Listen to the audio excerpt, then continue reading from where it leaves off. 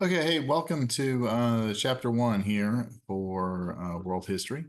Going to discuss this the chapter that's going to deal with prehistory. So it's going to be a relatively short, sweet PowerPoint presentation. Not going to necessarily read the PowerPoints to you. You guys are very capable of doing that. But when we look at prehistory, what we're talking about is we're talking about the time before written language.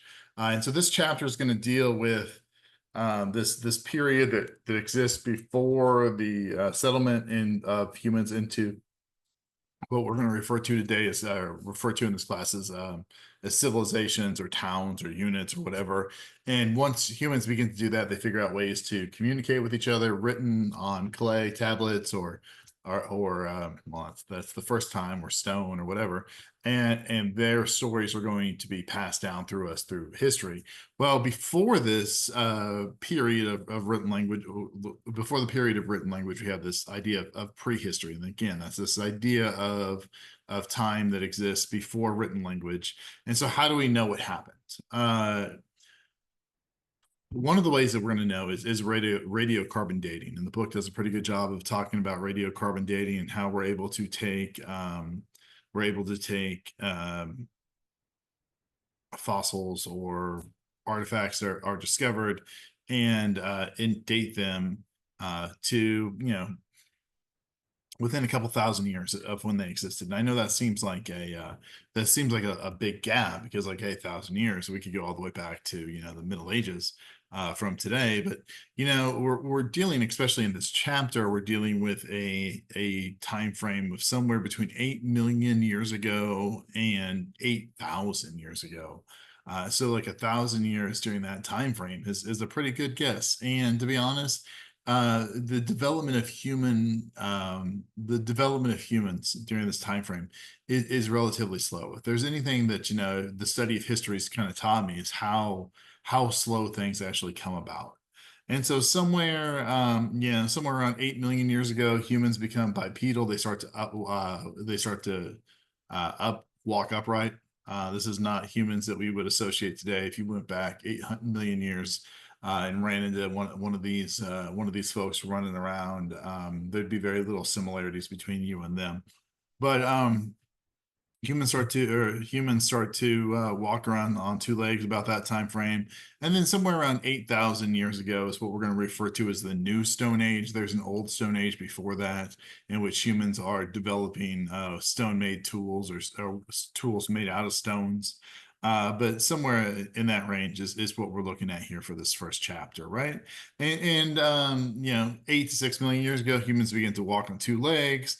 Climates begin to change. There's wide swings in global climates during this time frame. We're going to go through multiple ice ages. We're going to go through periods where those ice ages melting, right? Like, so your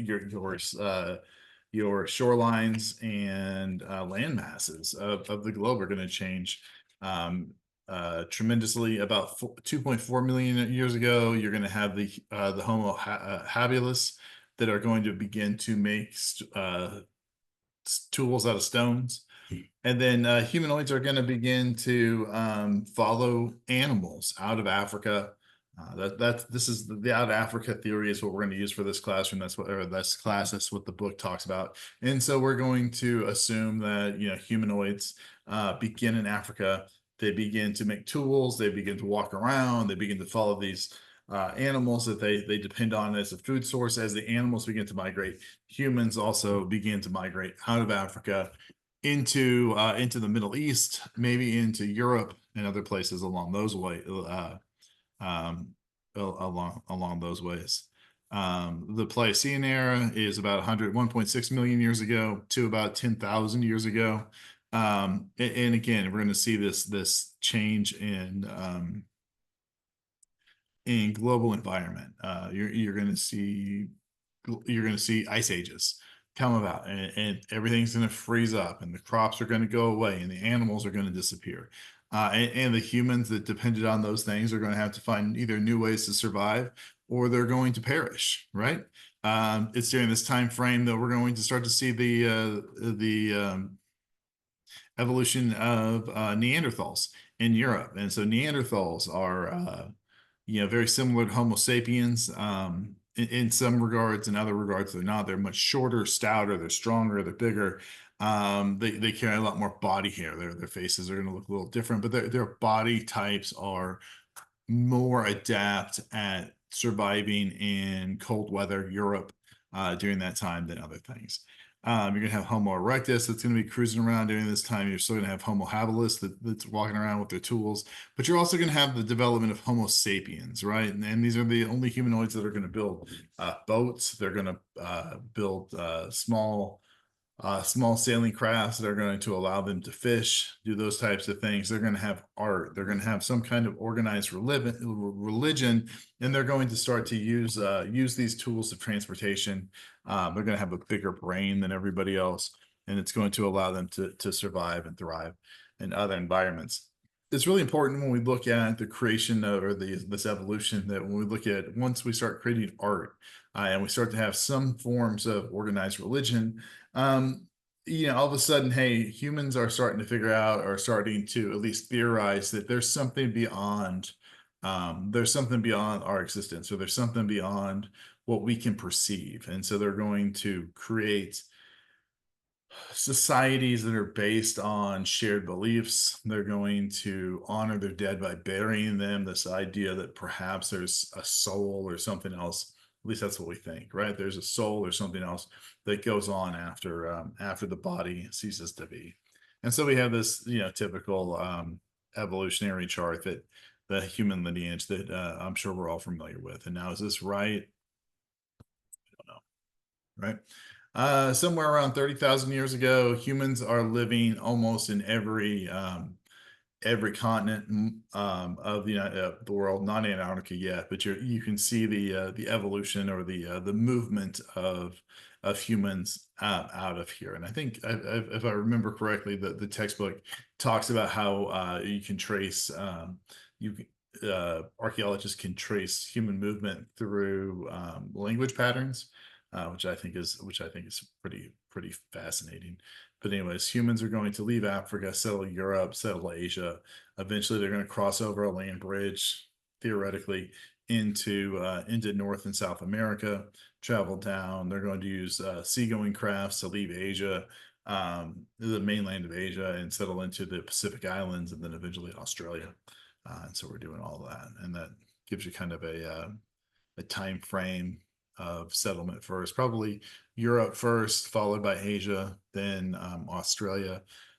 As humans begin get more technologies and are able to deal with colder and colder climates, you're going to start to see them move into places like the Arctic, and settle, right? And so your North and South America, you're going to have to pass through that Arctic range, and that's going to be the big barrier for that, right? And so, how do we time frame? How do historians or archaeologists time frame this, other than radiocarbon dating? One of the things they're gonna find is artifacts that are used in multiple places. And how do you know the people that are in North and South America have any type of connection to the people in Asia? Again, it's a huge guess, and these are people that are much smarter than I am. But somewhere around 10,000 to 3,000 years ago, settlers begin to cross this Bering Strait land bridge, and they're hunting large mammoths, or large mammals. And one of the things archaeologists find is the Clovis point head. It's an arrowhead. It's made for spears, and the radiocarbon dating places at basically the same time as Clovis head spearheads that are used in Asia during that time frame. Same technology, same ideas, right? And so it's theorized that the people that are now in North America, heading southward towards the isthmus of Latin America, are somehow related to the people of Asia during that time frame. And like, how fast are people going to move during this time frame? And it's really, really, really slow. Like, the settlement patterns are probably going to be less than 10 miles a year. And so, you're not that you aren't covering greater distances than that, but if your food source is relatively stable, there's not a huge need to move. And so you're gonna establish a camp, you're gonna hunt, you're gonna gather, and then once those resources are depleted, then you'll move a little bit further. And again, it's not like you have roads or you have paths. You're going to use game trails, but like you're not, there's no movement is very, very hard. And so what's going to be this, I suppose, this kind of stepping stone into civilization is that these people that are going to be traveling out of Africa and settling in different places are going to work together to hunt and gather. And so, obviously the traditional idea would be that men are going to go out and hunt and bring back some sort of wild game, and women are going to gather wild fruits and berries and nuts and possibly wild tubers that grow in the ground, like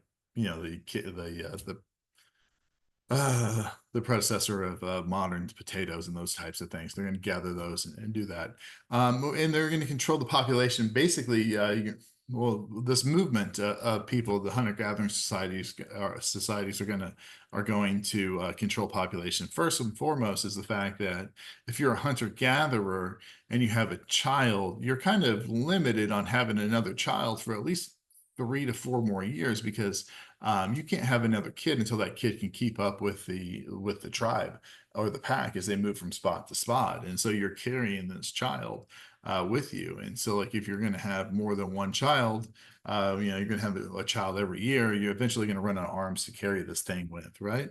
And so you're either going to move to different areas to explore greater food sources if your population grows too great, or there's evidence of these early society, or the early groups, practicing infanticide and killing off children to ensure their survival. There's evidence of splitting tasks between men and women. One of the ways that we can see that they do that is through the wear patterns on teeth. If you've run into a burial site, or society, if you run into a skeletal remains of this time, excuse me, you can look at the bone structure of men and the bone structure of women, and that's going to be different. And then the wear patterns of teeth, are they using their teeth to crack nuts and those types of things? One of the advantages, or one of the reasons that Homo sapiens become the dominant species of human, is that the Homo sapiens are able to add more meat to their diet. They're going to use fires to cook their meals. They're going to be advanced in tool making, and so we go from there, right? We talked about religion. A lot of the early religions are focused on fertility, and so you're going to see what archaeologists or historians are going to refer to as like the Venus statues. Over here on the left, you look at the wide hips and um, the idealist of childbirth there. All right, we do see evidence of religion in different places. Obviously, you're going to have the Venus statues or statuettes that are going to be the fertility statuettes that are going to be found in different spots. But you're also going to start to see cave paintings pop up, or hieroglyphs at different spots.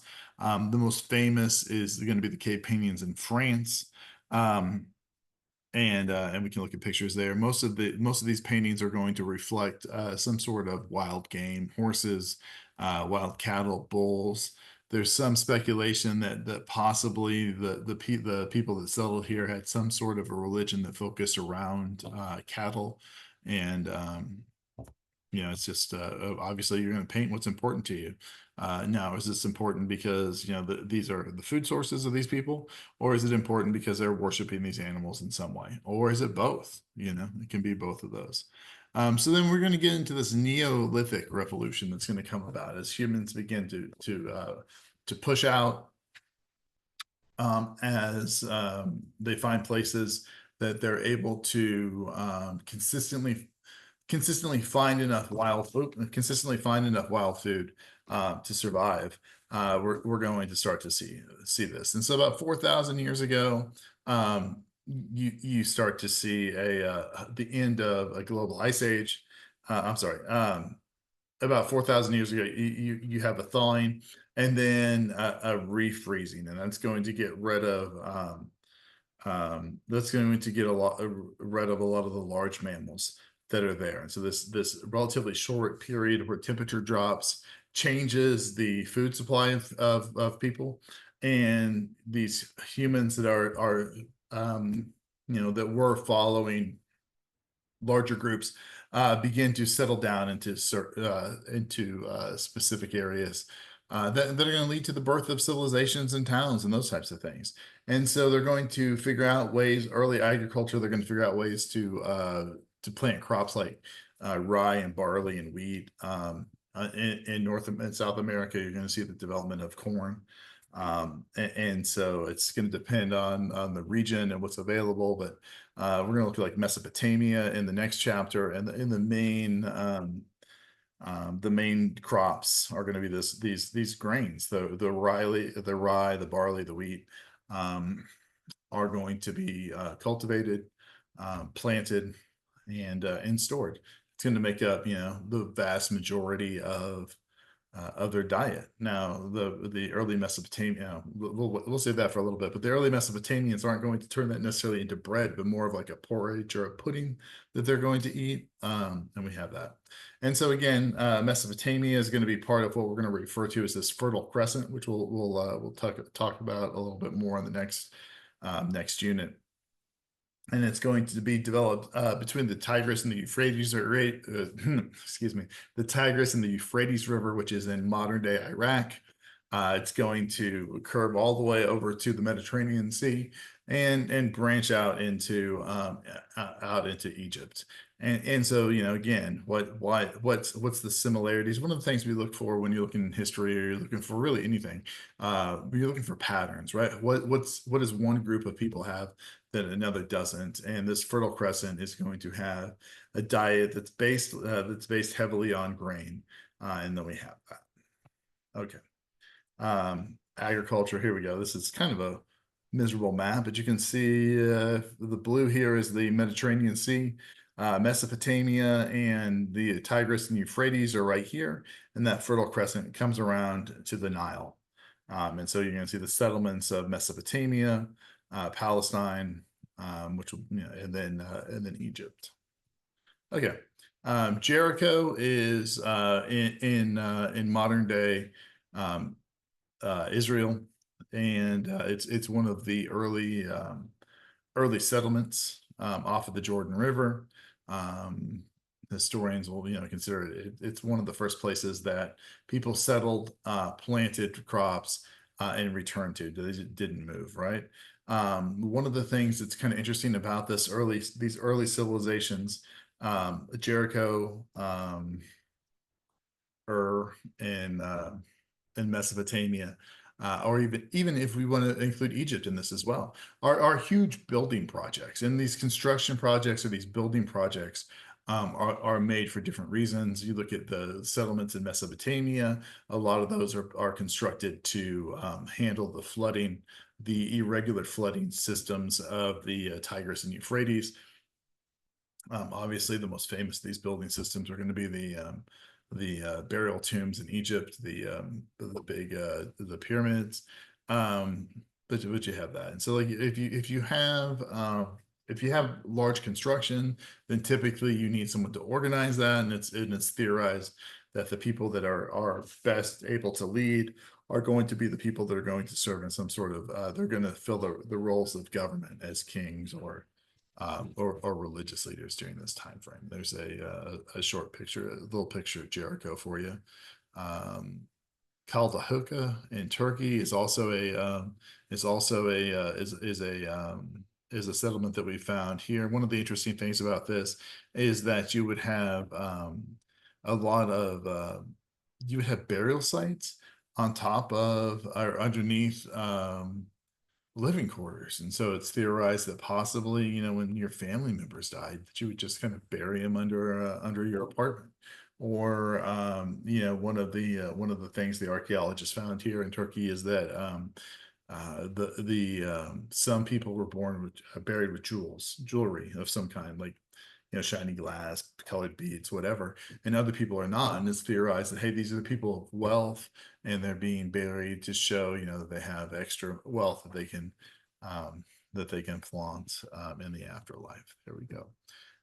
Here we go. As society grew, there needs to be a leader to direct construction. We talked about that. We developed this idea of kings or leaders, or even religious priests that could lead. And so, somebody has to make the decision of, hey, we're going to build this irrigation canal here, and I need people to dig, and I'm telling you to dig, so now I'm going to be the leader.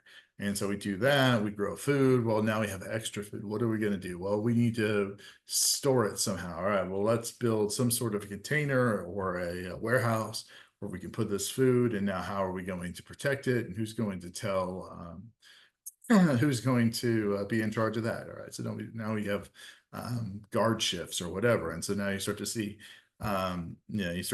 more and more responsibilities or shared resources of the community, and how's that going to do? And then you start to see people, all right, well, if we have enough food for the next 4 years, why do we need to go out and look someplace else? Let's stay here, let's farm, let's start to domesticate animals. And you'll start to see that, right?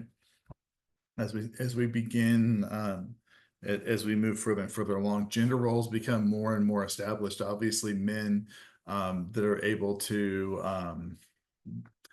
men are a little bit more physically strong than women during this time frame, right? And so, I'm sure that physical violence probably played into the decision of who's going to lead societies. And so you typically have men in society leading those types of things. Women are going to have important jobs, but women are going to not only deal with agriculture and gathering or whatever. You're going to start to see women start to spin clothing and sew and those types of things. Hunting is still traditionally going to be done by the men, but the vast majority of the food consumption and food calories are going to be provided by women in agriculture. Okay, so that's going to do it for the first chapter, first unit, and hope you enjoyed it. And we'll be back shortly with unit 2.